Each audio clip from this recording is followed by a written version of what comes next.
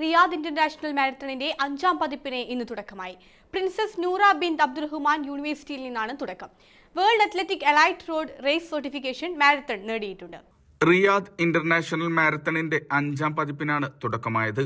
Saudi sports for all federation, Saudi Arabian athletic federation, Saudi കായിക മന്ത്രാലയം തുടങ്ങിയവയുടെ പിന്തുണയോടെയാണ് പരിപാടി.